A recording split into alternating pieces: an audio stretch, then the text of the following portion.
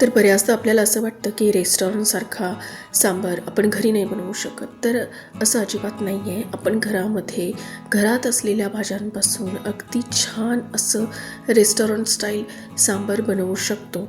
तशीच टेस्ट घरातसुद्धा येते.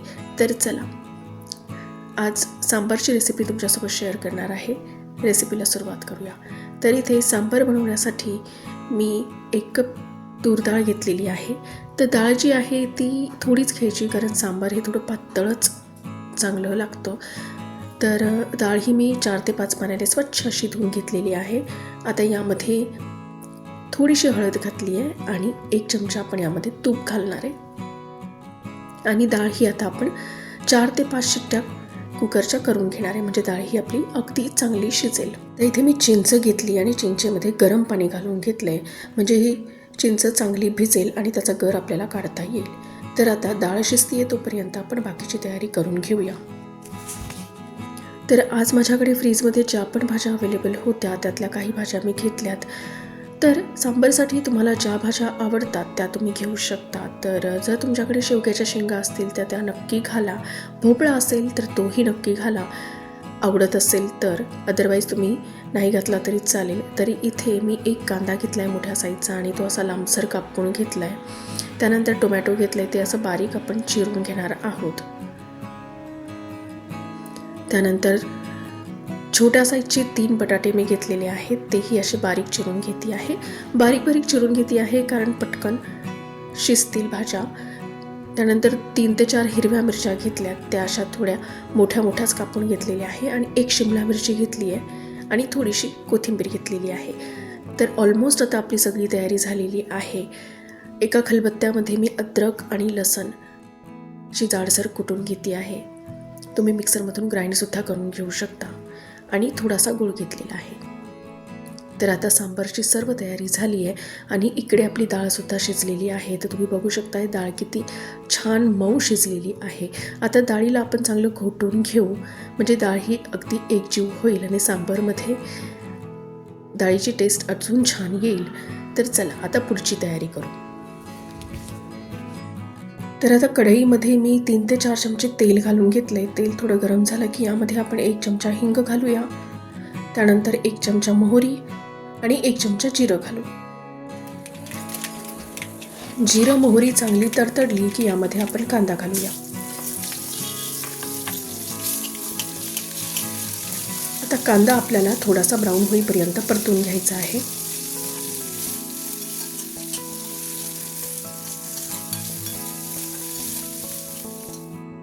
तर कांदा आपला आता थोडा परतलेला आहे.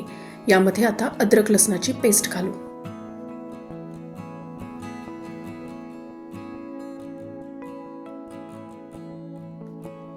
आणि कांदा अद्रक लसण आपल्याला थोडंसं परतून घ्यायचं आहे, म्हणजे त्याचा कच्चेपणा जाईपर्यंत परतवायचा आहे. आता यानंतर यामध्ये हिरवी मिरची आणि ज्या पण भाज्या आपण चिरून ठेवल्यात त्या सर्व यामध्ये घालून घेऊ. तर इथे टोमॅटो, शिमला मिरची आणि बटाटे यामध्ये मी घालून घेतलेला आहे. आता हे 2-3 मिनिटांसाठी तेलामध्ये चांगलं परतवून घ्यायचं आहे.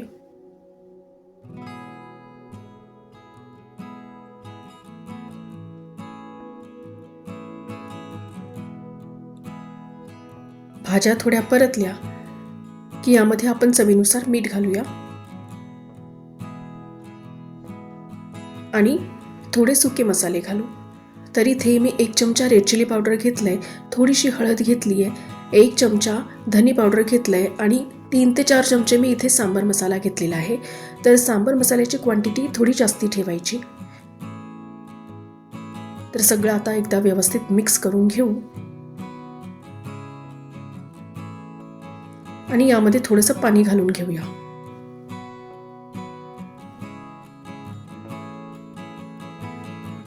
तर आता भाज्या ज्या आहेत त्या आपल्याला 90% शिजवून घ्यायच्या आहेत. तर आता आपण झाकण ठेवून सर्व भाज्या शिजवून घेणार आहोत. तर 4 ते 5 मिनिटं झालीत. आता झाकण काढूया आणि एकदा चेक करू भाज्या शिजल्यात की नाही.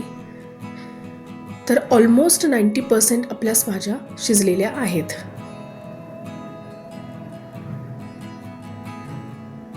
तर आता जी डाळ आपण शिजवून ठेवली आहे त्यामध्ये या सर्व भाज्या आपण टाकून घेऊया. तर चला आता डाळीमध्ये पाणी घालून घेऊ. तर इथे मी गरम पाणी घातलेलं आहे.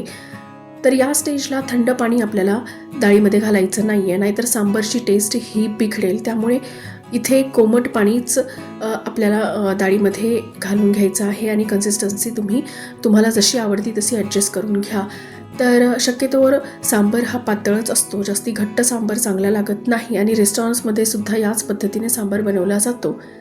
तर यामध्ये आता मी थोडा गूळ घालून घेतला आहे आणि आपण जी चिंच भिजवून ठेवली होती त्याचा गर मी काढून घेतला होता, तोही यामध्ये घालून घेऊ आणि सगळं काही आता एकदा व्यवस्थित मिक्स करून घेऊ. तर तुम्ही बघू शकताय किती छान टेस्टी असा सांबार बनलेला आहे. बघूनच तुमच्या लक्षात येत असेल. तर अगदी रेस्टॉरंटमध्ये मिळतो तशी टेस्ट आपण घरीसुद्धा सांबारची आणू शकतो.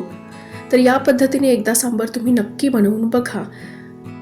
वरतून थोडीशी कोथिंबीर मी घातलेली आहे आणि आता सांबार हा जवळपास 5 ते 10 मिनिटासाठी आपल्याला शिजवून घ्यायचा आहे.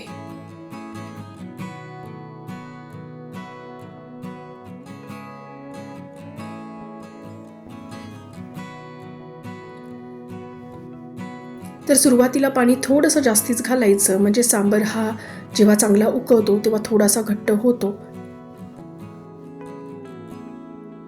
तर ऑलमोस्ट आपला सांबार आता रेडी आहे. तर तुम्ही बघू शकताय किती टेस्टी सांबार बनलेला आहे. तर या पद्धतीने तुम्ही सांबार एकदा नक्की तुमच्या घरामध्ये ट्राय करून बघा आणि हा सांबार तुम्ही इडली, डोसा, अप्पे, उत्तप्पे कशासोबतही एन्जॉय करू शकता. तर आजची सांबारची रेसिपी जर तुम्हाला आवडली असेल तर प्लीज व्हिडिओला लाईक करा. व्हिडिओ हा तुमच्या फॅमिली आणि फ्रेंड्समध्ये शेअर करा. जर माझ्या रेसिपीज तुम्हाला आवडत असतील तर प्लीज माझ्या चॅनलला सबस्क्राईब करा. चला तर भेटूया नेक्स्ट व्हिडिओमध्ये नेक्स्ट रेसिपीसोबत.